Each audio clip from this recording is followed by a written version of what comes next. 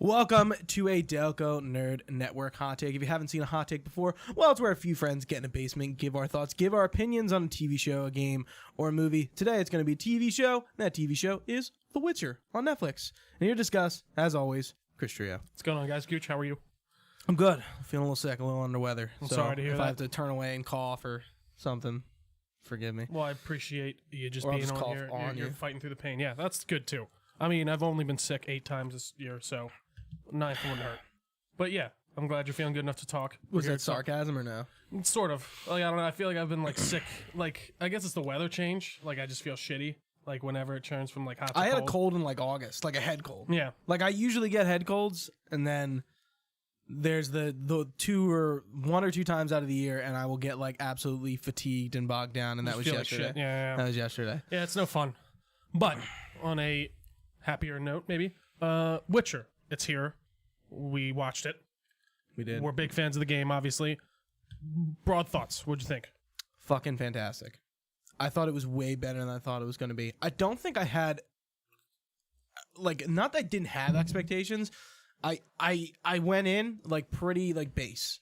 I'm not sure why. You're telling me you didn't watch a lot of trailers and such. Yeah, did you? like, not that I wasn't hyped for it. I was No, sure. excited. Like, Henry Cavill as Geralt is, like, a awesome casting. I agree. Does a great job in the role, but I got in and you know, I'm watching the show and everyone's talking about it, and I was like, wow.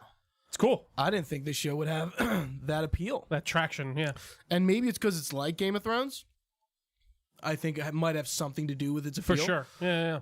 But yeah, I really enjoyed it. It's only 8 episodes. It's a pretty quick watch. Each episode is pretty lengthy, feel. Mostly 60 minutes. There's a few that are like 50. A hard 60 minutes, too. Yeah, not for like, sure. Not like, 48 or 56 or whatever. Like, a lot of the episodes are an hour, a minute, 60 hour. minutes, yeah. Yeah. Hour. There was one that was like 70 minutes, I'm pretty sure, at one point.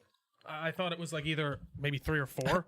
And, you know, this is the first time I ever said to myself with a Netflix show, I think I could go for a 12-episode season next season. Oh, yeah, no, I agree. I think they could give me more, and I'd really enjoy it. I mean, right, yeah. I I was gotta- never bored, per se. I enjoyed the story. There was only a few points where I was like, okay, let's pick this up. But for the most part, I agree with you. I think it was very So what did you well-paced. think? Obviously, I've read 2 of the books, The Last Witch, which a lot of it... Did I say witch? Last, yeah. Is it Wish. Yeah. Wish. The Last Wish. Wish. But yeah, I mean, And Blood of Elves. Yeah. Is another book. I enjoyed it a lot. I thought it was a lot of fun. I mean, one thing I was afraid of when I saw some of the trailers was it was just going to be overtly dark, and there was just going to be a dark fucking filter over the whole thing the whole time. But there are some like very colorful scenes, like in the and, second episode. high fantasy. Yeah, he goes into the wizard's tower, and it's like bright colors and everyone. Yeah. It's cool, and I think Henry Cavill does an amazing job. I think they do a good job of obviously taking from the books when necessary, and even I mean they said this is more based off the books, which I'm sure Correct. I do see some It's an inspiration from adaptation. the games for sure. It's 100% there. Not to get any spoilers, but like, when Yennefer is becoming a mage, if they name drop Fringilla Vigo's in the games. Yep. Sabrina Glavesvig is in Witcher 2. Those are the mages. Yarpen Zigrin, who's one of the dwarves from the mission, is in Witcher 2 and 3. That's what I was. Is he the dwarf that owns the like not the brothel, the inn in the third one in Novigrad? Or is that wanna another say guy? No, that's wow, what's his name? I can't remember either. I just remember that's that's homie. Begins with a Z. That's what But and so that's not him. No, Yeah. it's another dwarf. Okay. Trying to think of what else off the top of my head. There are a lot of Easter eggs towards the games and towards characters that exist. Full test, and they talk about like Edarnia, which is Demoven's kingdom. You see him when he first goes to the like when he dances with Yennefer. That's King Demavend. Yeah. Who's only seen in Witcher 2 cutscene. They talk about Eddern, which is King Henselt, who's in Witcher 2. Like, there's a ton of references towards the wilder world, and if you played the series, like, you'll definitely see them. And that's another thing I got to say this show does really well is world building. I think it really kind of fills you in when you need to be filled in. It doesn't over-explain things, at least in my opinion, to make you feel dumb. I think it explains things when it needs to. I will admit, like, the world of The Witcher isn't that overcomplicated compared to something like Game of Thrones. And we're also dealing, like, I mean, like, you look at Lord of the Rings. Lord of the Rings is very confusing as well. 100%. But Witcher is more in line of that light fantasy, where there's dark fantasy, which is like Game of Thrones, where like everything's bleak and like expect people to die, and then there's is that like high? You mean high fantasy? Or yeah, is it, high fantasy. Mm-hmm. High fantasy, which is like the world looks a little more brighter, whether things are bleak or not, or up, like, you know, is whatever. But it doesn't look like everyone's gonna die every second. Sure. And usually like the world is a little bit more romanticized, which and like Witcher the is magic is much more prevalent and stuff like that. Because Game of Thrones, it's funny to think about, but like there's no magic in Game of Thrones. The closest thing you might be able to say is like the red people, the red priestess, but that's barely even. And that's kind of good because we don't like one thing we don't have a lot is anything in the fantasy genre, games, TV shows, movies. Like it just isn't there for some reason right now, especially. Yeah, and I sort of like high fantasy better. I think it's a little more interesting. I agree. And Witcher definitely fills that hole for me. I think it does too. And I think it's extremely well casted. I don't know if I love the girl who plays Ciri yet. I don't not like her, but I think she'll grow on me more as I see her. Yeah, she definitely doesn't. She's not like she doesn't shine. Meaning, like we're gonna see more of her in season 2 for sure. And like as she develops with Yennefer and Geralt. I really liked what's her name is Yennefer. But there were some Anya. I can't remember her last name. I forget her last name. Yeah. But there were some things where I was just kind of confused on with her, like her growth as a character. And one thing I did appreciate, I don't think it's a spoiler. There's like dual timelines going on. There's 3 this whole season, and I kind of thought those unfolded in a very what's the word? Coherent and just good way. Like I enjoyed it. They don't tell you, and then when you realize it's like, oh shit. I was like, okay, this is interesting. Like I had a feeling Yennefer was the past. That was pretty obvious. Made sense. Because Yennefer and Geralt are both pretty old, and they hide that with their Geralt because of his mutations and Yennefer because she's a mage, and all mages are like glamored to look younger and look pretty, so they're appealing. Like that's a thing. Yeah, like it's not just something she does. Like most mages do that. Yeah, and even you see some later mages like they have like scars and things like that. Even in Witcher 3, every mage you see looks very noble. Very great. Yeah, they do not look shitty. Yeah. One thing I thought was cool too, how they kind of explain magic in this world, like it's controlling chaos or whatever, and like you have to basically give up some type of life to even cast magic. Would you consider that right? Or I was like, I think you're correct. I'm not sure if because she like picks up the flower, then casts the spell, and then the flower dies. Like I don't know, and then they use the. I don't want to get spoilers actually. I think it's more of a metaphor than is literally. Okay. Maybe in some instances, yeah. Like maybe you're taking life force. Because I mean, you do see like those. Like I'm not sure if the male mages, like lose their ability to reproduce. I know all the girls do because they go through that glamour thing. Mm-hmm. Do you have to go through the glamour thing? I think it's just something they do because it makes them look better and like it presents, but like you're representing the mages or like the sorcerers. Not even that, but like their stature. So they need to look great, hot, yeah. or handsome. Jeez, guys can look hot. That's true. That's very true. I don't know what I'm saying. I can't praise Cavill enough in this. I really think he's awesome. I like. At first, it took me a minute to kind of warm up to him in the role, but like he's got that same kind of gruffness as Geralt. Obviously, he has more of a little bit more of like a British accent than like the one we see in the game, but I don't think that's a big deal at all.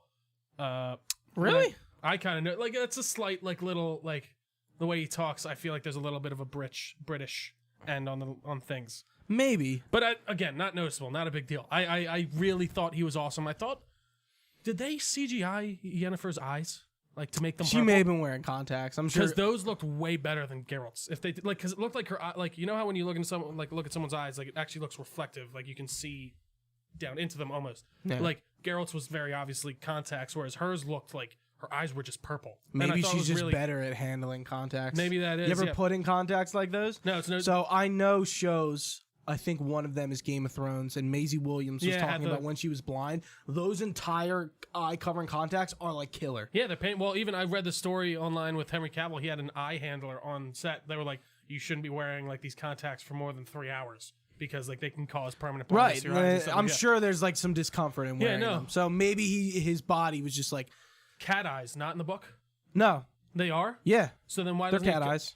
Oh, I guess like, but he has literal like cat eyes in the game anyway. Like, right. But in this, he doesn't. I mean, like have like exactly.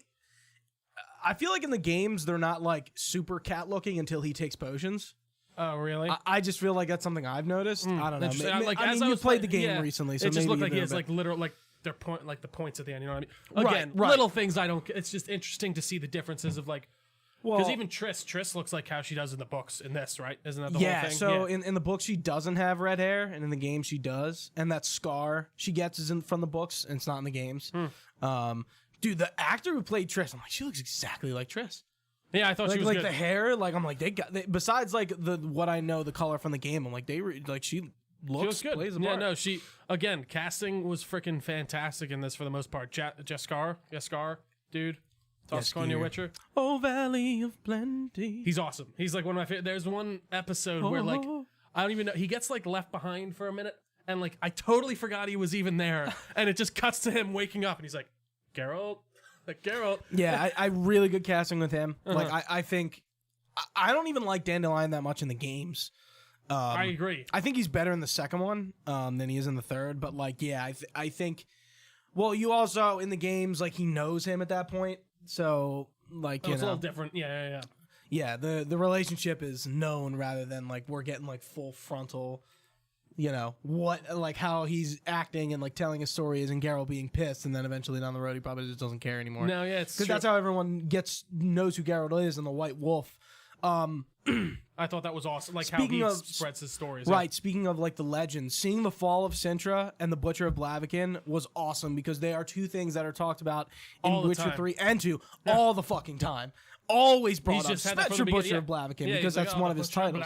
Yeah, and like, the fall of Sintra, of Sintra. Like we finally got to see them and that was pretty cool. How'd you like the Queen, Queen of Sintra? What's her? Calanthe? Yeah. I thought, she was good. Yeah, she was good. I thought it was kind of odd the way. I mean, I guess it's supposed to be mother's love, whatever.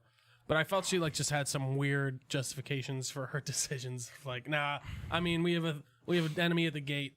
Don't worry about this, that, and the other. But again, I don't know. I don't want to say anything until we get into like spoilers and such. What else? Anything else broad we can talk about? The combat. Ooh. Really good. Awesome. Really good. It's fantastic. I think that the first scene from the first episode, like towards the end of the episode, it's really, like at the end, basically, really like is like this is like gameplay being like adapted into. And I mean, he is supposed to fight like that. I mean, I think they do probably a pretty good job of adapting it, even from the book in the games, right? Because he's supposed to be like one of like Witcher's fighting style is supposed to be fast, insane. Yeah, fast like he's he doesn't fight like a normal human. He's like just imagine like Superman fighting. Maybe a little more underpowered than that. Of course. But yeah, like when he used we only get to see Aird as one of the signs, but of course he has more. I thought he was going to use Axie at one point. No, he uses Quen to make the shields. Does he? Yeah. Maybe that's what he like. Remember when he gets in the coffin and he like does like a shield almost, like he says something. Maybe and then I totally missed it. I'm pretty sure that was Quen. Maybe it may. Oh yeah. If it was Quen. Mm-hmm. Yeah. I do think again apparently he pushed for that. Henry Cavill and said he's like, we need more signs. Like we need more signs in these scenes. And I think it's really cool that Henry Cavill knew the character before getting into the show. Like he played the games, so he has that background knowledge where like most of us do, and like he knows like.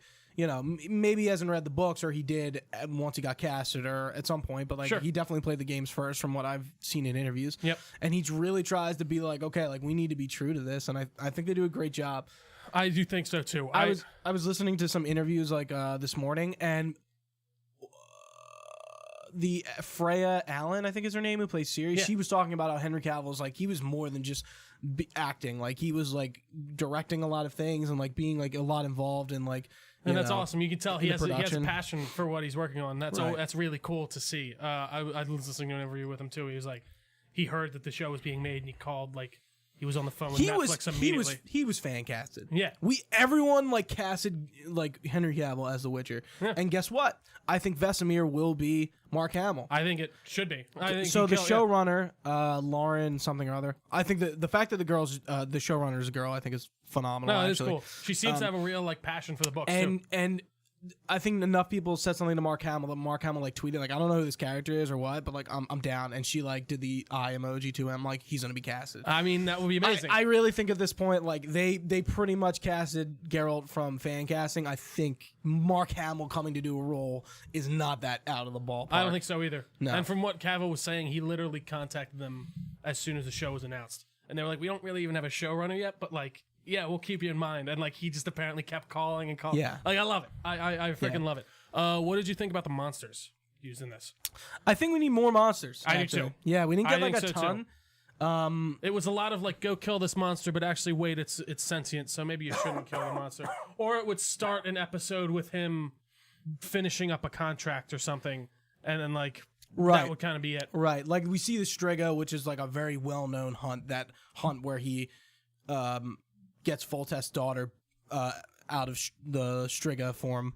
That's like in The Last Wish. That is a very well known hunt that's even in talked about in Witcher 1, and it kind of comes back later into that game.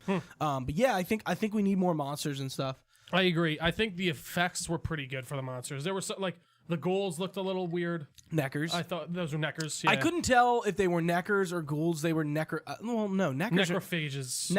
Neckers are necrophages. I'm pretty sure. So are ghouls. Like, yeah, if they my look knowledge like remembers me correctly. They look like neckers to me. Interesting. So, it is cool though seeing ghouls, like owls, neckers, whatever. It's cool seeing these things be brought to life in a really interesting way. And one thing I enjoyed about the storyline from episode to episode, they did almost feel like a Witcher quest. Like maybe you play a lot. There's a lot of choice in The Witcher 3, obviously, and like you can do a quest the right way, or you can totally fuck it up.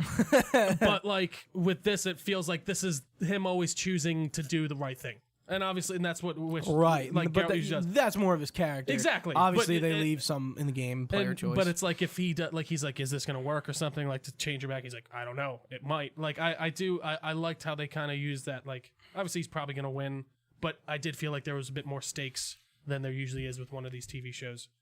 Right.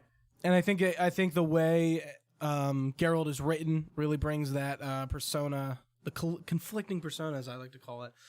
When I first read the book, The Last Wish, in junior year of high school, I wrote like a thesis on it for a project, and about how like Geralt is like stereotypically supposed to be this character, but he happens to be in fact the exact opposite. Yeah. He's very much this like, you know, not that he's a white knight, but he is a good person. Yeah. Whether but he is stereotyped as a monster with no emotions, who just wants money, who cares about nothing. Like he's not that at all. Yeah. But like he never like goes out of his way to like let people know that's like he's not really like that. Like he like very much accepts the persona and doesn't mind that other people and see plays him that. to it. Yeah. Yeah. And it's interesting. That is cool. And Geralt is an interesting character. That's what did you do that?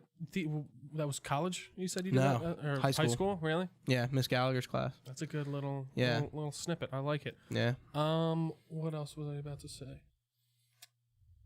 I don't know. I don't think I can get into much else without spoilers. Want to jump into spoilers? Sure. Yeah, not that I think we can go too spoiler heavy. No, I don't think so either. I mean, you can probably guess once you watch this show, but want to head into it? Sure. Last spoiler warning. Just go watch The Witcher. If you're into fantasy stuff at all, if you're looking for a new cool TV show, you probably have Netflix. Throw on the first episode. See what you think. Anyways, how did you feel about this whole season kind of being a build-up? It was fine. I thought so too. I kind of expected that. I did too. Plus, I know the story, so I knew it was kind of be like, yeah, like they'll bring them together. Season 2 will be them together. Obviously, Ciri will eventually go to Kaer Morhen and train to be a Witcher. Which is awesome. So that's where he said, when he was like, take me to like... Kaer Morhen? Is that what he said to that guy like in the cart at the end? Yeah. Oh, give us Vesemir. I can't wait to see. Like, yeah. I'm curious to see what the like... So that's the school of the wolf, right? Right. Kaer Morhen? There's Viper, Griffin. Like you see you hear a lot of them named in Witcher 3, but there's another Witcher from the school of the Viper who's Letho. There's one from the school of the cat too in 3. Is there? Yeah, I remember the quest because I mean I know it's Eskel and What's the other it's one's when name? so it's like apparently a Witcher took a contract, and then like you get there and they said they didn't have the money. Right, he's dead. So then you chase him down, and then you can either kill him or let him go. I remember it specifically because I was wearing cat armor, like the cat school armor, and he's like, "Oh, another cat I see." He's like, or he said it like a cat or a wolf in cat's clothing or something like that. And you can choose to be like, let him go, or you can kill him.